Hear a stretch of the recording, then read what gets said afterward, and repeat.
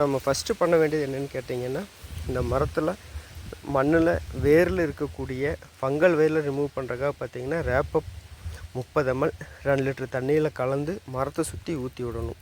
ஃபுல்லாக இது மாதிரி மரத்தை சுற்றி நல்லா ஈரம் பண்ணிவிட்டு மரத்தை ஒட்டி ஊற்றி விடணும். அதன் பிறகு culture 10 ml shed 20 ml.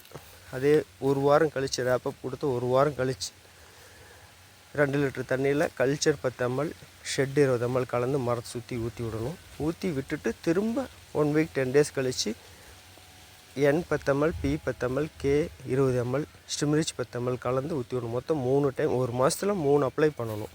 3 apply பண்ணி முடிச்சுட்டு அதன் பிறகு பார்த்திங்கன்னா கட்டாயம் எல்லா மரத்துக்குமே பார்த்திங்கன்னா வேர் மேலே வந்துருச்சு. இதே பார்த்திங்கன்னா பெரிய ஒரு ட்ராபேக்கு. அடுத்து ஈரியோபைட் ரொம்ப பாதிப்பாக இருக்கிற இந்த மரத்துக்கு வேரை பலப்படுத்தணும். வேரை இன்னும் என்கேஜ் பண்ண பார்த்திங்கன்னா இந்த மாதிரி சல்லி வேரெல்லாம் வெளியே இருக்குது. இது மாதிரி வெளியே இருக்கும்போது பார்த்திங்கன்னா இது எல்லாமே தொட்டு அப்படியே பொறிஞ்சு வருது.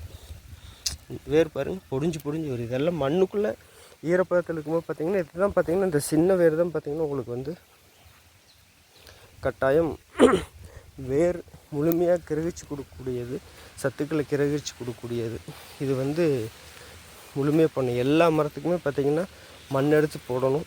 மரத்தை சுற்றி ஒரு குறிப்பிட்ட அளவு வேலை செய்யும்போது தான் பார்த்திங்கன்னா ஒரு 6 மாதம் 8 மாதத்தில் இதை நம்ம பலப்படுத்த முடியும். அது கட்டாயம் நம்ம அடுத்த ஸ்டெப் இந்த மரத்தை தோப்பை டெவலப் பண்ணணும்னா அந்த விஷயங்கள் நம்ம பண்ணணும்.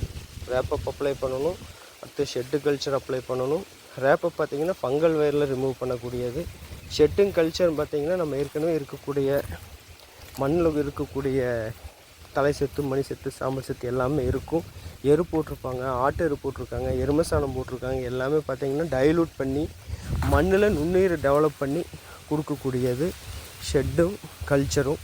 அதை கொடுத்து முடிச்சுட்டு அடுத்து பார்த்திங்கன்னா NPK nitrogen, phosphate, potash plus நுண்ணூட்டம். இது எல்லாமே பார்த்திங்கன்னா கட்டாயம் வளர்ச்சிக்கு பூ குறும்பை நிற்கிறதுக்கு, காய் அவுட்டன் வர்றதுக்கு கட்டாயம் தேவை. பார்த்திங்க இதெல்லாம் எதுவுமே இல்லை. அந்தளவுக்கு யூரியோபைட் அதனுடைய பாதிப்பினால் இப்படி இருக்குது.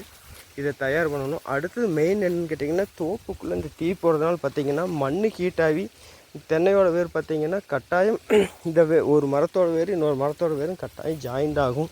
இந்த ஜாயிண்ட் ஆகிற இடத்துல உங்களுக்கு வேர் அப்போ பார்க்கும்போது ஏகமே இருக்கும். இந்த இடத்துல தீ போடுறதுனால பார்த்திங்கன்னா கட்டாயம் இது பூமி மண் ஹீட்டாகி வேர் ஹீட்டாகி அதன் மூலமே பார்த்திங்கன்னா மிகப்பெரிய பாதிப்பு. நிறைய டீ போட்டு வச்சுருக்குறாங்க, அவங்களுக்கு தெரியல. பட் அது திரும்ப அவங்களுக்கு இந்த டீ போடுற விஷயத்த அவாய்ட் பண்ண சொல்லணும். மட்டை எடுத்து வெளியே போட்டுக்கலாம். அல்லது இதுக்கு பார்த்திங்கன்னா அரைச்சி உள்ளே போடுற மாதிரியும் இருக்குது. அரைச்சி உள்ளே போட்டாங்கனாலும் பார்த்திங்கன்னா உங்களுக்கு கலை செலவு மிச்சம்.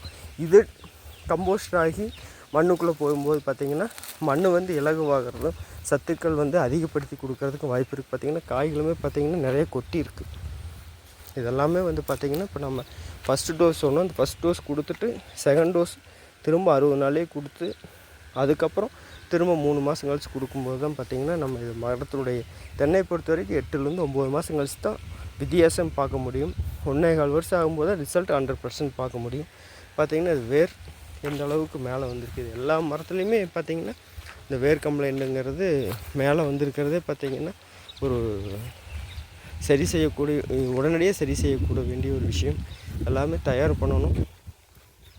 தயார் பண்ணும்போது பார்த்திங்கன்னா கட்டாயம் ஒரு 8-9 மாதத்தில் மாற்றம் தெரியும். அதாவது 4வது பாலை நம்ம உரம் நுண்ணூட்டம் எல்லாம் கொடுத்து முடித்து அதுக்கப்புறம் வர 3வது 4வது பாலையிலேருந்து வித்தியாசம் தெரியும்.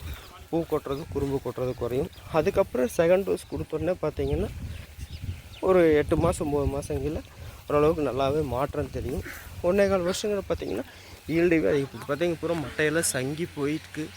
பெரிய அளவில் எந்த மரங்கள்லேயுமே மேல் குறும்பை எதுவுமே நிற்காமல் இருக்குது. இது எல்லாமே நம்ம தயார் பண்ணணும். இதை நம்ம அடுத்தடுத்த ஸ்டெப்பு என்ன பண்ணணுங்கிறத சொல்லி டெவலப் பண்ண போகிறோம்.